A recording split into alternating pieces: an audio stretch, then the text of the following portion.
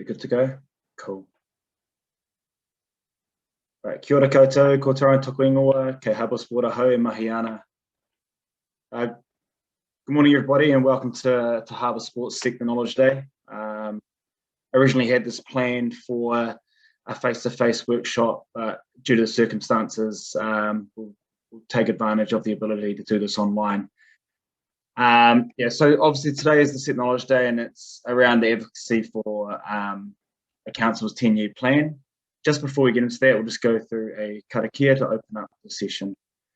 Whakataka te hau ki te uru, whakataka te hau ki te tonga, kia mā kina kina ki uta, kia mā taratara ki tai, I he aki ana te atakura, he tio, he huka, he hohu, ti he maudio. Awesome. So we've got a great session planned for today.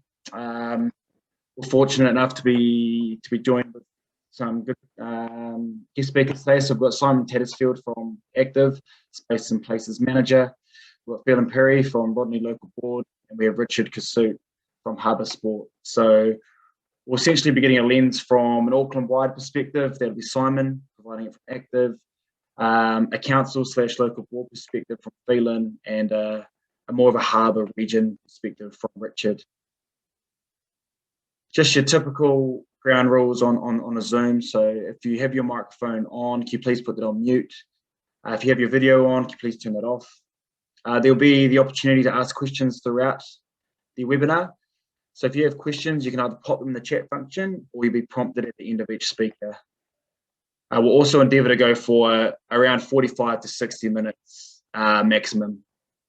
And this is a knowledge building webinar, so take the knowledge on board, and like we mentioned before, if you have any questions, don't be afraid to ask. Cool. So first up for the webinar, we have Simon from Active. When you're ready, Simon. Kia ora, thanks, Tyrone. Tēnā koutou katoa, ko Simon Tattersfield toku ingoa, ke Active aho mahi ana Spaces and Places Manager. Good morning, everybody. Really glad we could be here to join you. Unfortunate it's not in person. It would be good to get some faces to names, but we'll just have to ride with the joy that is COVID. My name is Simon Tattersfield. I am the Spaces and Places Manager at Active. Some of you may be aware I've been in the role since the start of February, so still trying to find my feet a little bit in some spaces. So I'll also take this as a learning opportunity. My background is as an urban planner, and I have worked in the sport and rec sector, particularly the development sector, for a lot of those roles that I've had. More recently, I was the Wairemata Local Board Senior Advisor for 3.5 years, and at some of that information that I learnt whilst being in the council system that I'm trying to bring to you today. I hope it's of some value. And I know Felim will also provide some advice and information from an elected member point of view. I know some of the council processes are pretty arcane, and it's quite hard to engage sometimes with council. So hopefully what you can take away today is around a need to make sure that you do get in front of council and make submissions so that they know what it is that you need, and what the community needs, and what the sector needs. So I'm going to attempt to share my screen.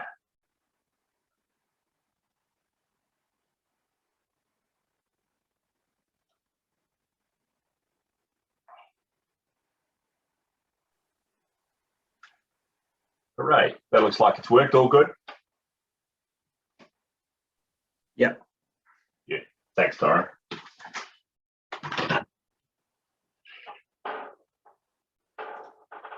Okay, so the long-term plan, I've never really found it a particularly helpful title, calling it a plan when there's Auckland plans and there's all other plans of that nature.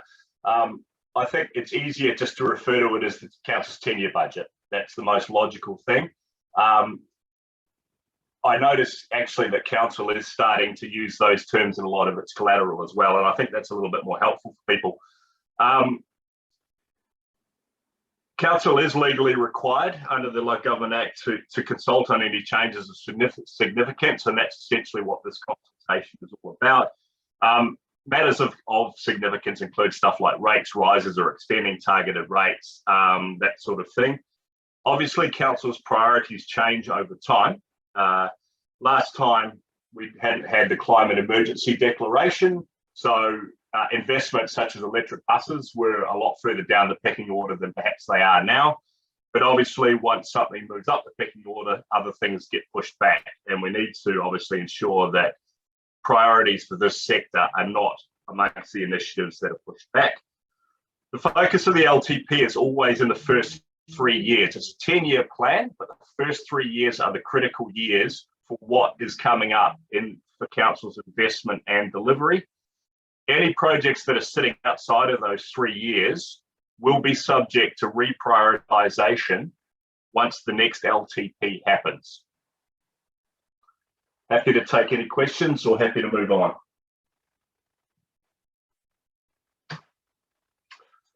Okay, state of play for Auckland Council, and I suspect Felim will also have a few comments in this space. COVID's been, frankly, fairly catastrophic for council's finances. They have essentially a double whammy around falling revenue and rising investment demand, mostly driven, of course, by Auckland's quite significant growth rates. Council also has a self-imposed limit around income, spend to income, borrowing to income, which is mainly around keeping council's credit rating pretty stable. But as part of this consultation, they are considering a short-term raise to that. The Local Government Act, I think, allows up to 300%, but council sits at 270 now and will move to 280. The summary is that it's a really challenging fiscal environment for Auckland Council. I know we'd all like them to have a bottomless bucket of money and to fund everything that's worthy of funding, but the reality is it was tough before, it's extremely tough now, and it will continue to be for the next 3 years. Again, the climate change emergency declaration has shifted council's focus around investment, and then also we have the impact of the drought. So that has moved other spending priorities. So the focus of the LTP, $31 billion investment over the 10 years. That's up from $26 billion in the last LTP. However, I think it's important just to note that that spend is also contingent on council's $90 million operational, trying to get on the right slide, $90 million operational savings, which given they've already put the squeeze on a fair bit, is quite an interesting target. Hopefully that's achievable. And then they have a $17 million asset recycling target, which is $70 million every year for the next 3 years. My personal view is that is probably extremely challenging. There are a lot of the assets that were relatively easy to dispose of have already been disposed of in the last sort of 5 years. And obviously the sale of public land, if that is what's proposed, it's not always public land. It's obviously quite contentious with the wider public, and there is a real political risk to that around whether they can hit those numbers. So overall, council, the bigger picture stuff, which, whether the sector needs to get involved in this level, I don't really think it does, but it's something just to consider. It's about proposing a general rate increase from 3.5 to 5% for 1 year. It's investing in climate change initiatives. It's extending the water quality targeted rate. And there are a few other questions that the council is looking at. It's also looking to people's views on increasing its borrowing. Probably more importantly is what that really means for the sport and recreation sector. So the investment in parks and community over the 10 years is $4.5 billion capital investment and 10.3 operational investment. They sound like very large numbers, and of course they are spread across the 10 years. But there's $739 million capital over the next 3 years. The $120 million Sport and Recreation Facilities Fund that this sector fought really hard to ensure was saved as part of the last couple of budgets appears at this stage to still be in play. The $1 million operational grant is still in play at this stage, and the $5 million Sports Field Capacity Development Fund is still in play. Those are some matters that this sector really needs to focus on and just say to council, we need to ensure that these do stay. The process, as stuff is adopted, as feedback's assessed, things can change. We need to be really clearly reinforcing the need for council to be ensuring that all of those, the grant and the two funds are retained. But more than that, Active's view is that they are way shy of where it needs to be. We will know the level of subscription to the facilities grant in about a week's time, and we'll try and communicate that to the sector. Clearly, $1 million is completely inadequate in our view, and we would like the sector to be signalling to council that that level needs to be increased. The $5 million, that's a central fund that sits, you know, I think you could just about have $5 million per local board. $5 million across the region is just not going to bring the sport fields up to the level that they need to be to ensure that we can increase the usage of all of those fields. Local board capital funding looks like it has taken quite a significant hit. So we have a situation essentially where we have these funds, these regional funds, which essentially fund sub-regional and regional level facilities. The local boards used to fill that gap with their ability to capital fund. That's looking like it's potentially a bit of a concern, and Felim, I'm hopeful, may be able to address that in a little bit more detail in the context of Rodney. The one local initiatives, there are of course quite a few sport and recreation ones, Rodney and North Harbour being two examples of that. The point really of the one local initiatives was that they would be identified by the local boards, supported by the community and funded by the governing body. Unfortunately, some of these projects have been pushed out because of the fiscal situation. I think it would be very helpful for this sector to remind the governing body and local boards of the need for these OLLIs, or certainly the sport and recreation related OLLIs, that they do in fact need to be funded, as was always the intention. As mentioned before, council's looking to have some income around getting rid of community assets. We don't have any oversight of what that looks like, but obviously given the amount of sport and recreation that occurs in these assets, we just need to keep an eye out on what that actually means. Active has formed a view at this stage that council has, as part of the COVID impact, has reduced their staffing numbers by quite a significant level. We have some concerns about whether the delivery capacity remains. It may very well be that it does, but it's still just something to keep in the back of your mind. Even if council is funding these projects, can they actually deliver them on the ground? And finally, I think some messaging that's really important is it's all about COVID at the moment, and rightly so, but the obesity issues in Auckland and the inactivity issues in Auckland remain, and we really need to make sure that that doesn't get lost in the conversation around COVID-19.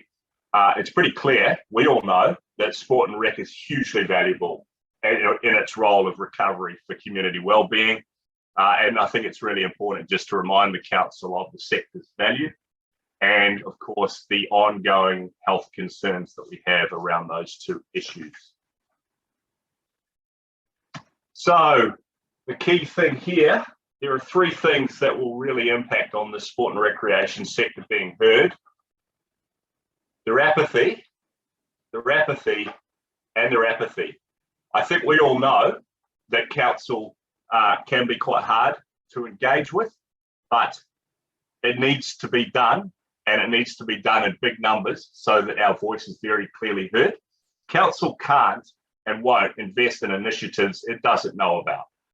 There's a long process for getting things through the council system to actually building on the ground.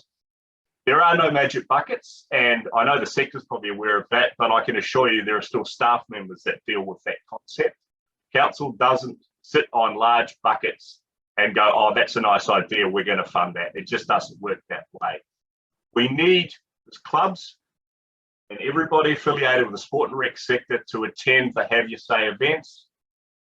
All the information's online, the link's at the bottom there, and we all need you to submit feedback to help council make the right decisions. It closes on March 22, so it is a little bit on the tight side, but it's probably important to note there are no prizes for submitting early. You have until noon of March 22, 12 noon, to get your submission in.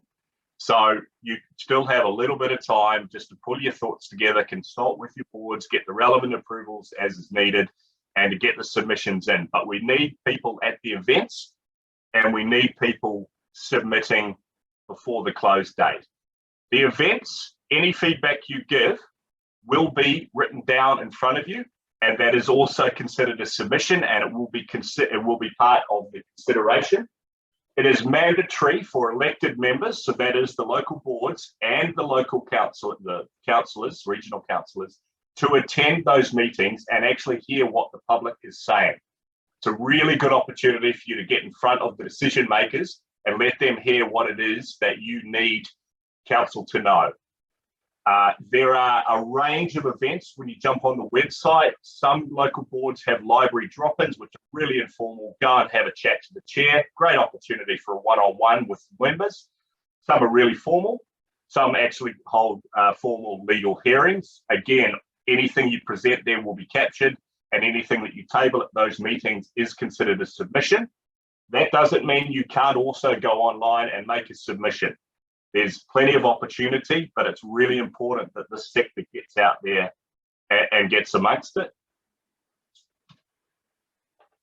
So in terms of framing the submission, just to give you some insight, and I'll probably speak about this a little bit later on, and I think Felim might touch on it as well. Council obviously does get a lot of submissions, and they are all read by staff, and in some cases, the elected members also read them. I know certainly my chair at Waitemata Pukekohe read every single one that was received by the local board. That was around maybe 2,500 to get a real sense of what it is that their community was saying. So I guess my point there is concise and precise. It doesn't need to have very long intros. It's helpful that you get to the point pretty quickly on. Link it to strategic justification is always really important. So, you know, what strategies exist within council, what regional facility plans are there, and why you think what you're proposing is a good idea or how that dovetails with that. Obviously, be really clear you are a sports club or whatever it is that your organisation is, that you're part of this sector, because that does get picked up in the way that things are filtered. Always good to share success stories. If council or the local board has funded something that's been really successful and you want that to extend, well worth mentioning. It's not just about challenges. It's always good to provide alternatives and solutions if you can. That's not always the case. It isn't very helpful for a wish list, but obviously if you can prioritise your key needs and have them up front, that's very helpful. Strongly recommend that this is done online. It's at that same link I mentioned before. The form is really, really straightforward. You don't necessarily need to form a view on anything around the rates increases. It's probably not important or appropriate for this sector unless there is a strong link to sport and recreation, which in this particular consultation, you know, at best would be the water targeted rate, which might clean up the beaches and waterways. But online means that everything gets captured. Sometimes hard copies get a little bit confused in the way that they're registered and logged. We have already, through the RST, sent out a briefing paper, and we are in the process of completing our submission in the next probably week. And we will also disseminate that out, and you can feel free to use aspects of that apply to you and adapt it to your own submission. So what happens next? I think, again, Felim's probably going to touch on this, but essentially all of the feedback that's received is analysed. and by council staff, and summary reports drafted. Submission points, critical submission points, one I remember quite well was around the need for a specialised curling facility, and that submission came through quite clearly in an LTP or an annual plan a few years ago. And that is summarised, and then it's referred to the relevant department for their view so that they can help inform the elected members in their decision making whether this is a project council would be supporting, or there are alternatives. For example, this facility might be available, or this is just not going to fly, and unfortunately it's not a priority for council. Summary reports basically say we got X number of submissions, Y were from residents in this local board area, Z were from non-residents, 55% of residents supported this, but also there are themes. The themes are from the sport and recreation sector. The following themes came through very clearly. All of the submissions are made available to the elected members, so they have every opportunity, if there is something in that report that triggers some thoughts in their head, to refer to those submissions, and they will read them directly. Local boards then resolve on what their views are on all of the questions and the issues in their community, and they inform the governing body, formally advise the governing body what their resolved positions are, and then the governing body will make its decision around the LTP. So in terms of the messaging that we want to convey, and I think I've touched on it, and I have got a minute 10, good. Sport and rec is really important for our communities to recover. Sector needs help recovering from COVID impacts. Thank you to everybody that responded to the active survey last year. That's given us really outstanding data, and that's gone into our submission. The obesity and inactivity, as I've mentioned, is still ongoing. The funds are there, and that's great, but they're probably almost certainly inadequate, and perhaps council could give some consideration to increasing them so that we can fill the gaps. Obviously, for clubs and other recreation facilities, operational costs are a real issue, and COVID has brought that to the fore, even if it wasn't an issue before. We need a commitment from council to fund critical sports infrastructure, and particularly a couple of the big ollies would be really nice to see that they are underway. And it's always helpful to support projects where they are set out in strategies, in the local board plans, in the local board work programs, and also the LTP documentation will have each local board's priorities and what they're looking to fund for the next year and then after. So review those and ensure that you are familiar with them and you can support or potentially otherwise. And then get your submissions in and make sure the sport and rec sector's voice is heard. Thank you to Harbour Sport for this opportunity. It's always good to get out amongst sport and rec community and put the word out there. I'm happy to take any questions if there are any. Yeah, Simon, Richard here, just on those submissions, is it worthwhile having a social media strategy, and can you submit through social media or make comments to the plan? Yeah, good question, Richard. That would need to be checked online. I think the intention was that can happen. Certainly any comments received by the relevant social media platform, not at all show my age, are considered to be formal submissions to the LTP process. I guess the online is better because you can actually attach your written submission at the end, and then that will sit as part of that.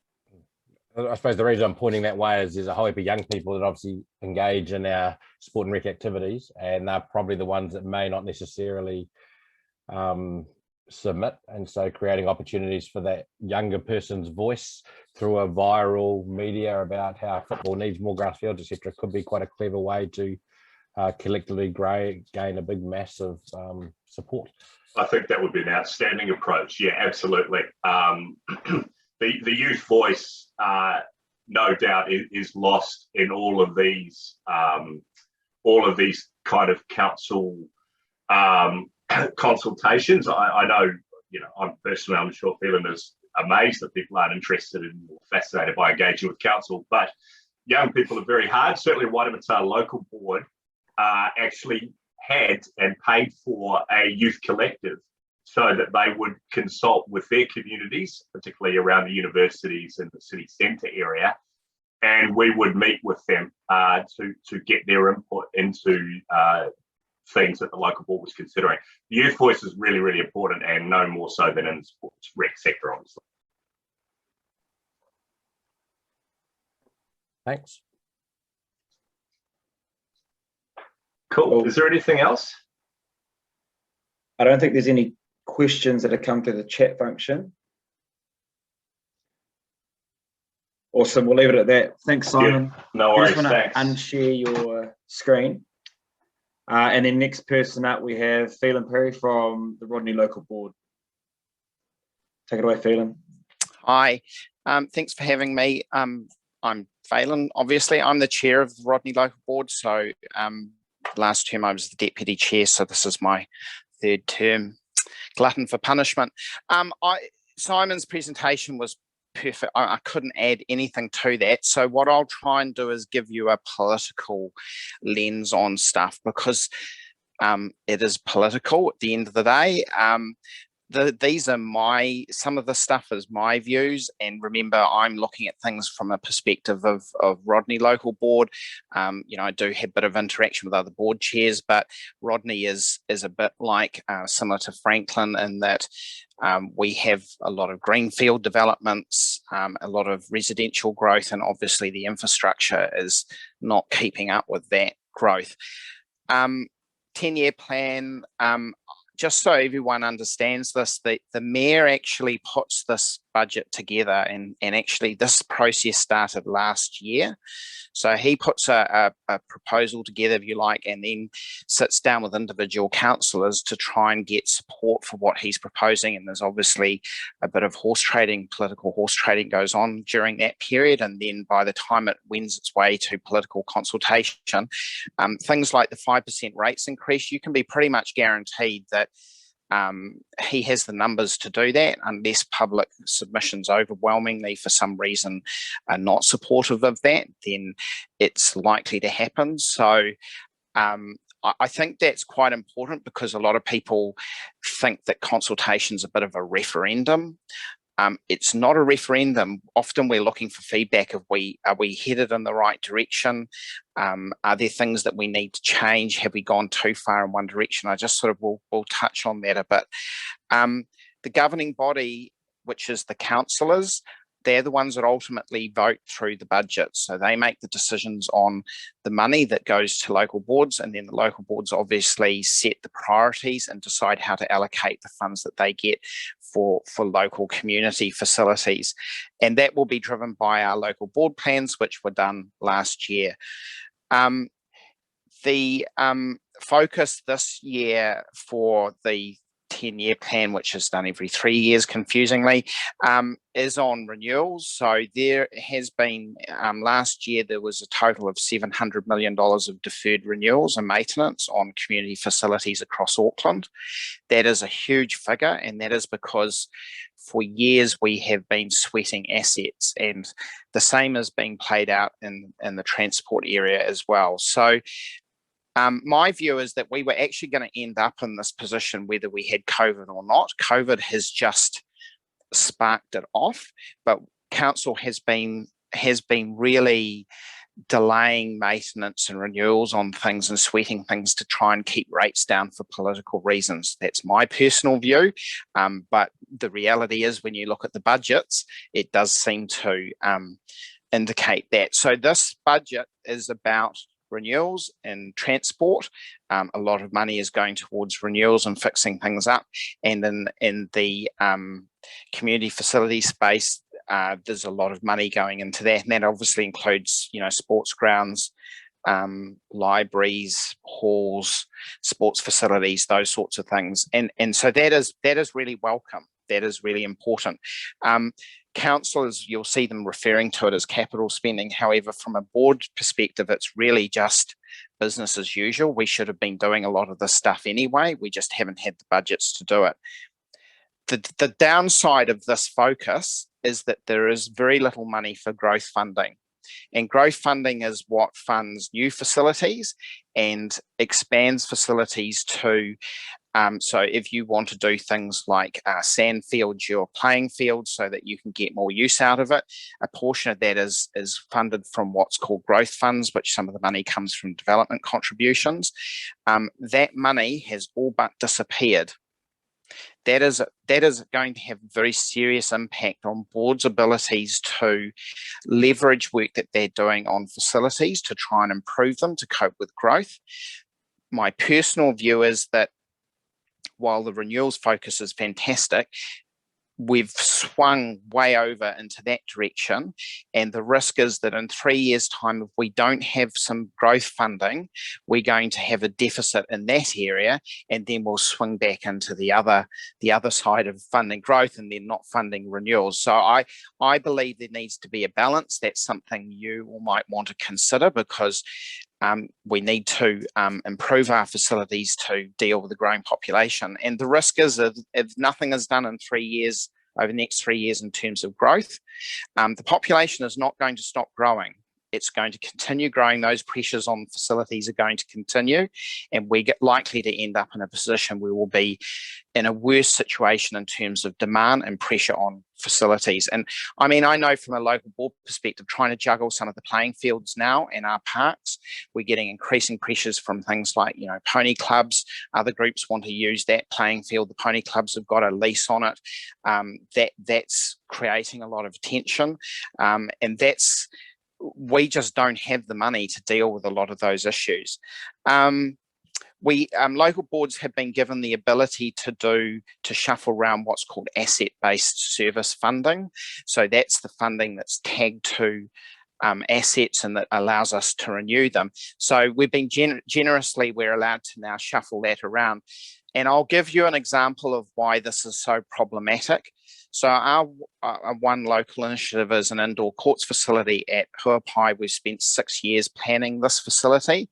It is there to meet the growth requirements of Huapai. There's been about 2,000 new houses there since 2013. That growth is set to continue, and after 2028, there'll be over 6,000 houses started to be built in the area. So we're trying to meet growth that's happening. It's a $22 million facility. $2 million of that money was going to come from the Kumi Rackets Club selling their facility, which is falling down around them. And there's no money in the budget now. It was originally budgeted to happen in 2022. And the reaction from some of the councillors to me was, when I raised this issue, well, you can now use your ABS funding and switch that money around and take it off something else to do that. Well, we've only got about $6 or $7 million of ABS funding, and it's got to be spread across Rodney, which is 46% of Auckland. You can't take money from Wellsford and walk with and say, sorry guys, we're not going to be doing anything in your area in terms of fixing up your facilities. We're going to put it all down into Huapai.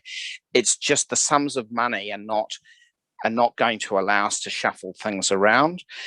The OLLI program, in my view, is actually deeply flawed. I see it as a political management program. It is more about trying to manage the capital spending expectations of local boards. I think the program, Simon will probably remember, it's about $200 million. There are only 3 OLLIs proposed in the next 3 years. There's a upgrade of the seawall at Orewa. There is a community facility in Howick, and I think there's another project in Otahu from memory. There are no other one local initiatives being done, and they're not even going to appear in the budget individually. There'll just be some pot of money pushed out at some point in the future. I was told last week that the staff will not be doing any more work on these or the Ollie program because they're not funded to do that. So that whole program has literally ground to a halt. Given that most of them were to do with local sports facilities, I think that should be of concern to everyone. I think there needs to be a push from clubs and people involved in sports codes that are going to be using these facilities to really push to get that back into the 3 years and that program to continue. Because if it isn't, at the rate we're going, it's not just 3 years. We'll get to the next 3 years and then we'll have a discussion about the budget and then they'll get pushed out another 3 years. So it very quickly, these things get pushed out by decades. Just in terms of assets being sold, as Simon says, we're literally scraping the bottom of the barrel now. I think the figures that have been set are quite unrealistic. They are really limited on what they can do. And I think the difficulty with that is that it then is going to put even more pressure on the budget because they're not going to be able to meet their targets. And if they don't get those capital sales, they're not going to be able to put that money back into other capital investments. And that's going to affect things like new facilities. There is talk of boards support assets being sold, that some of the money would then go back into that community. So, for instance, we could sell a hall down the end of South Head that's not being used very much and put the money somewhere else. But I'm sure everyone here can figure out the politics around that one. All very well selling a hall in South Head, but I don't think the residents down there will be very happy if you're putting the money into Warkworth. So that is a problem. I guess just finishing up in terms of submissions, we're on your side, particularly from a local board perspective, and we get. I'm one of those board members who does read all the submissions because we get summaries of them and nice pie graphs and things because elected members like simple graphics. But I actually do go through and read them because it is important. What does tend to be a problem, and I've talked to some of our local codes about this, the group will put a submission and it's very well worded and thoughtful and considered, but we need volume. A few years ago, one of our local board plans, we had 2,500 pieces of feedback on that from Rodney, and that is really important. It gives us a really good feeling for where the community is headed, but it also means that when we go to the governing body to make an argument for something that we want to do, if we can point to hundreds or thousands of pieces of feedback in support of it, that is politically invaluable. If we go to the governing body and we've got literally 200 pieces of feedback and 50 of those came from local sports groups, that isn't going to cut it. So it is really important that you encourage your members to individually put feedback out. I prepared a dummies guide to the 10-year plan because it is a bit of a. It's not the easiest thing for people to go and fill out, and I've provided some pointers around for local sports groups in terms of focusing on that growth element and asking council to pay more attention to that and fund that. And the other thing I just finally want to say is don't be scared to email your submissions that you've prepared to elected members, because to be honest, some of them will not read all the submissions. And if there's nothing wrong with you providing the submission electronically, you must do that. But there's also nothing wrong with you taking that submission and emailing it to the members, elected members in your area, particularly councillors, because councillors are the ones who will make the decisions about budgets, and councillors are the ones who can sit down with the mayor and make any changes to that budget that we're being presented. I'm happy to try and answer any questions you've got.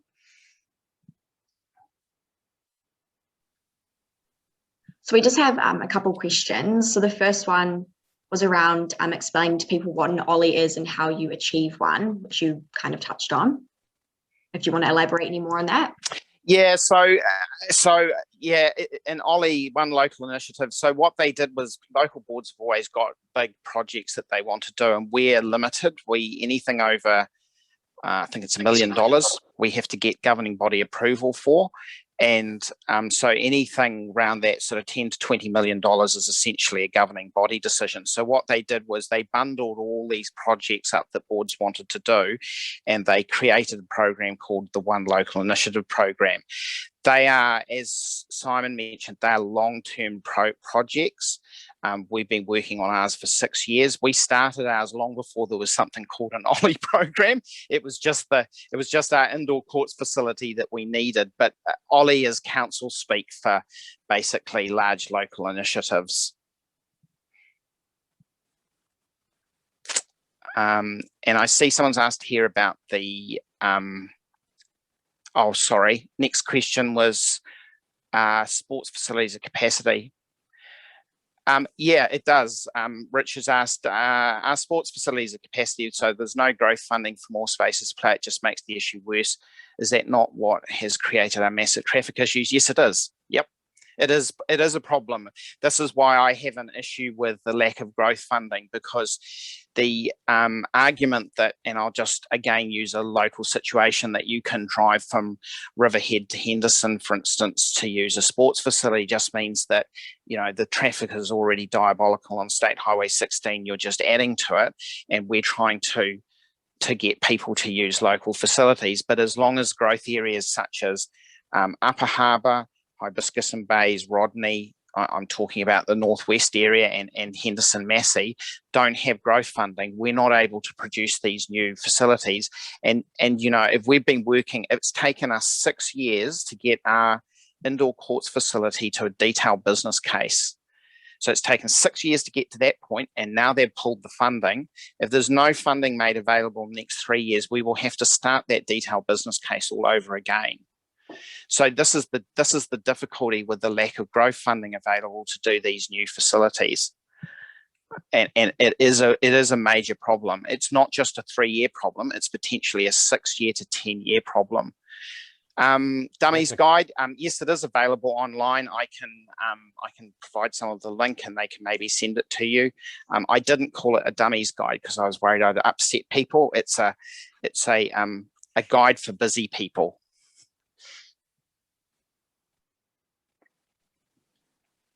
Cool. Is there any more questions, Emily?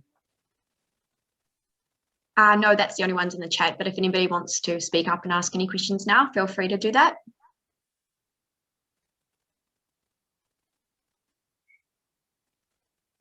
Awesome. Thank you. Appreciate your time. No problem. Next up, we have Richard Kasut, and he's promised to keep it around 15 minutes max. Even less. Kia ora tātou, ko Port Hills te maanga, ko Waimakariri te awa, no atutaui aho, ko Kasut toko whanau, ko Rahari toko inoa, ko Harbour Sport e Mahiana, General Manager. Thanks, Felim and Simon. It's great to have that expertise at that level. Where I'm going to go is probably more along the lines of what do we need to do to activate our community, and I suppose points that have been there the whole time of this planning. So, as we've said, consultation closes 12 p.m. 22nd of March. What we need to submit on for our harbour region, I've sort of got 7 areas that could be used by your groups, but obviously what Active and Simon have highlighted and Felim have highlighted are the key priorities in that. But again, what they've identified have all been identified in the Auckland Facilities Priorities Plan. Maintenance, renewals, capex around sport facilities, especially that future spend.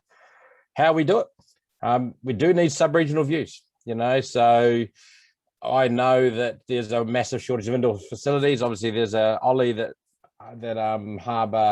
the Rodney Local Board have put there for a reason, because we're already 31 full-size basketball courts short across Auckland for participants, which equals 20,000 people playing a week, if not more, participating in sport, which makes us more active. But those figures have been amassed because the growth in basketball and the indoor sports has multiplied in the last 3 to 4 years. So we're actually more towards 50 full-size basketball courts short across Auckland right now. So all the indoor sports need to have a sub-regional view of the shortage in the area. Definitely want to support local board projects. The reality is that local boards have a good eye on what's needed in the area. So having those local chats and having your clubs communicate with your local boards is critical. The picture I've highlighted is an issue there, 2018, last time we submitted East Coast Bays Rugby League. People have a fallacy that the North Shore is rich and famous and we've got everything coming our way. Well, actually, it's not the case. We have a whole heap of dilapidated facilities, plus a need for the massive growth that we have in our region. Local needs is critical. The reason we need to have local needs, we now need our local people to chat. It's absolutely critical that our local people actually have a say and actually talk to the issues and tell the story of the issues to their local politicians. But of course, there's no money. We know there's no money. So the last couple of points around actually how do we support council to find more opportunities for money? And there's some legal and policy frameworks which may limit opportunities to generate more sources of income for our local sports organisations. So there's some historical documents that actually prevent some opportunities that sports clubs or RSOs may have to generate income around their facility, making us more sustainable.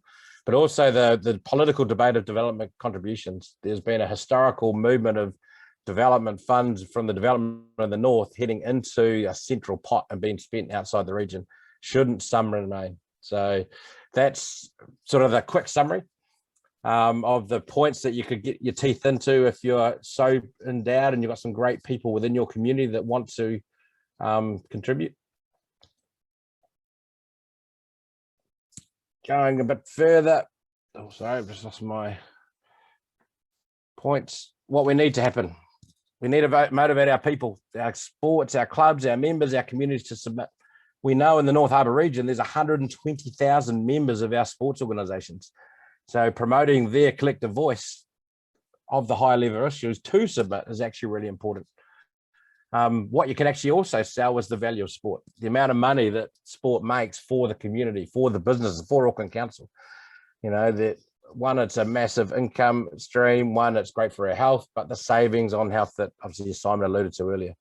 If we don't do something about it now, those costs go up, which are actually more significant. The health and well-being of our people is actually more critical than anything else we can promote. So having our ability to play and have facilities for us to play in is critical.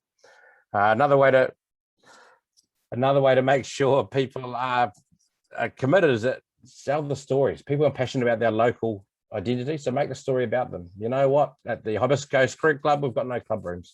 We've got 300 members that don't have a place to go and hang out. So I reckon that we could potentially get our members to submit on their need for building of facilities to meet club needs, because that's what they're passionate about. They're not going to actually submit on greater money for the big picture, but they may submit on local needs that they've identified. Key principles, what we have to do, as per the discussions already had, maintain what we have. Make sure council keep investing. And we need to submit on that they keep and maintain those numbers that Simon talked about. But it's a massive shortfall. So we actually need to expand our capital investment because of the stories we can tell. And then obviously the growth discussion that Felim highlighted, meet and plan for future investment for facilities required in the future. Because if we're already full now and if there's no money put away for us to future-proof us, we're going to have less people playing our sports.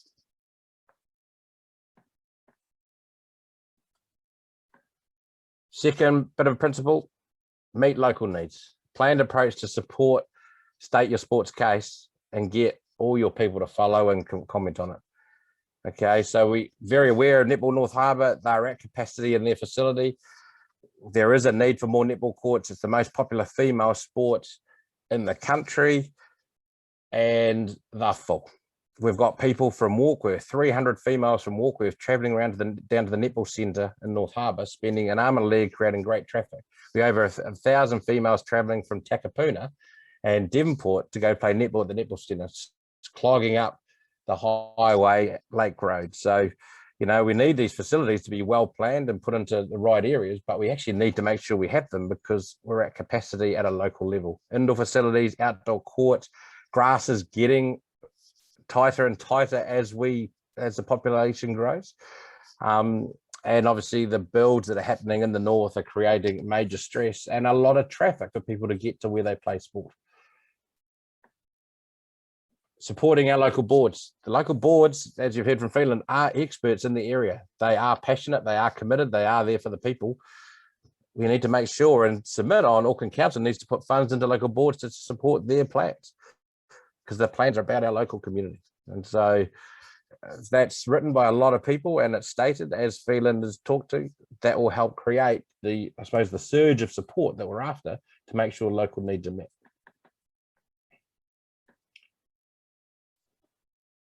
Another one that's top to maintain and grow local facilities. You know, if traffic is an issue to accessibility, cost of travel, and everyone's busier, to actually make sure we keep our healthy, active lifestyles and keep our young people active, we need to make sure local facilities are accessible.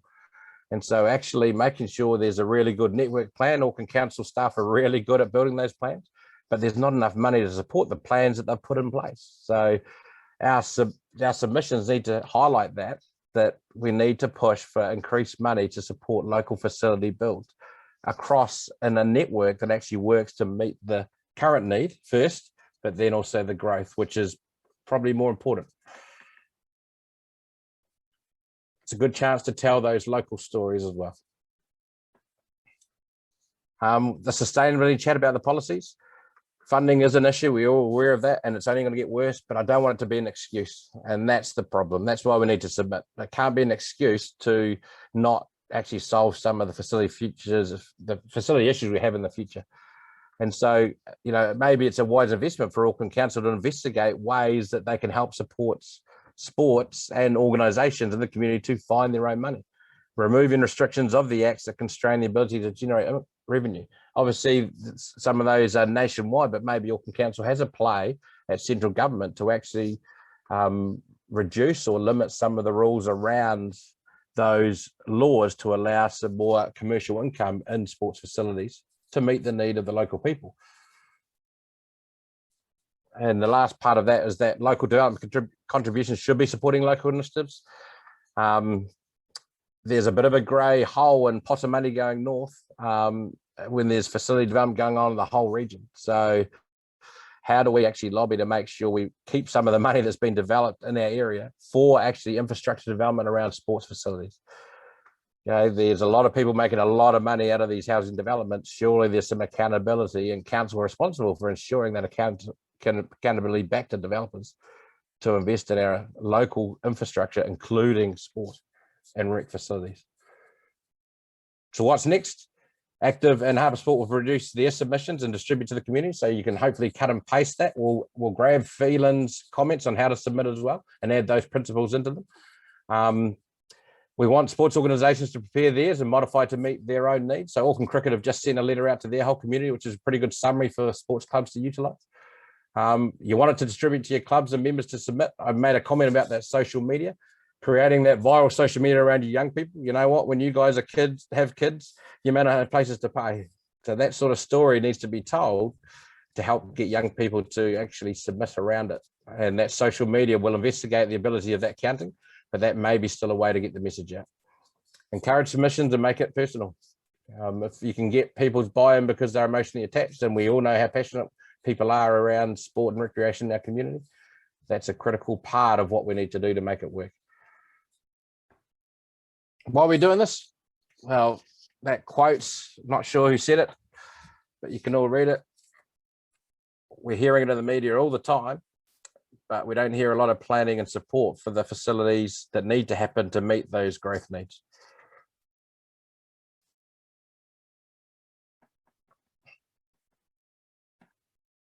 To sum up quickly, act now. Harbour Sport will hopefully have their draft submission out by Monday, and we'll distribute to you guys. Simon hopefully will have theirs out not too distant future, bearing in mind timing is short, but realistically it's not far different from the submissions that were made 3 years ago, and actually the 6 years ago as well. Hopefully your boards and chairs and previous workers have kept those. But actually it's about getting the word out and the importance. What we've found with our community is it hasn't been front of mind because of COVID and all the distractions that's created. And that may create an opportunity for Auckland Council to not actually hear the voice of the sport and rec sector. It'll be interesting to see the numbers of submissions that are made basically because of the environment we're in right now. But the reality is we need to act pretty quickly to get at least something on the table with large numbers. And how do you do that? Engaging your people at a local level. So create those opportunities for them to engage. And even if it's as simple as the first slide, maintain what we've got and put some money away for capital funding for the future, that's actually a critical part of it as well. So sorry for being quick, but conscious of time, and I had a time limit to be done by 11. Are there any questions? There's no questions in the chat, but again, if anybody wants to ask any, feel free to turn on your microphone.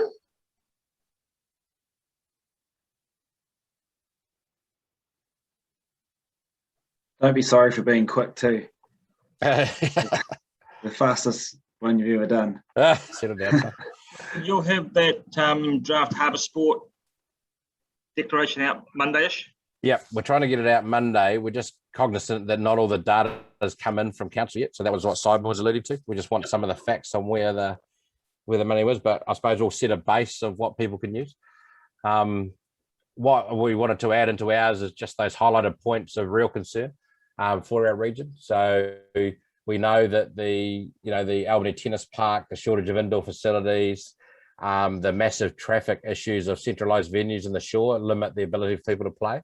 So actually having a plan that grows around Greens Road, which is obviously the Rodney district, and obviously like a clever facilities plan around how that evolves as the population grows in the north, is critical. History says that it's quite hard to engage our members to reply to something that's complicated or awkward.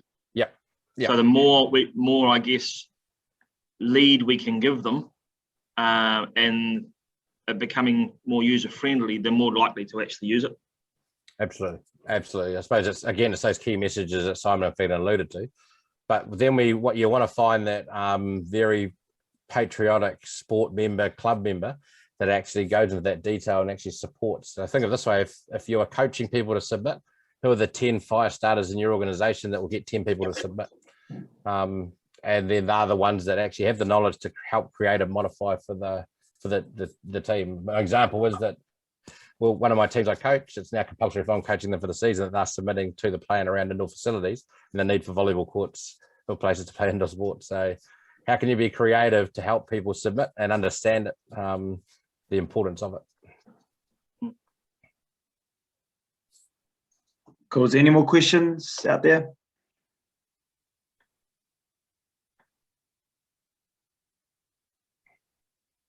Brilliant.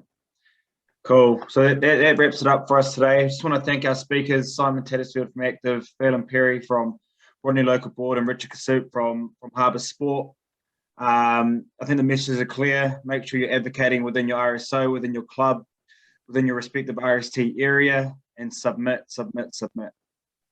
If there are no further questions, I'll just close the session with a closing karakia. Kia tau ki a tātou katoa, te atawhai o tātou ariki ihu karaiti, me te aroha ratua, me te whinga teitanga, ki te wairua tapu, ake, amene. Amen. Thank you guys for your time today. We'll send out the recording and the slides from this presentation, and any other collateral that the other speakers have spoke about as well. Thank you, stay safe, have a good day. Thank you.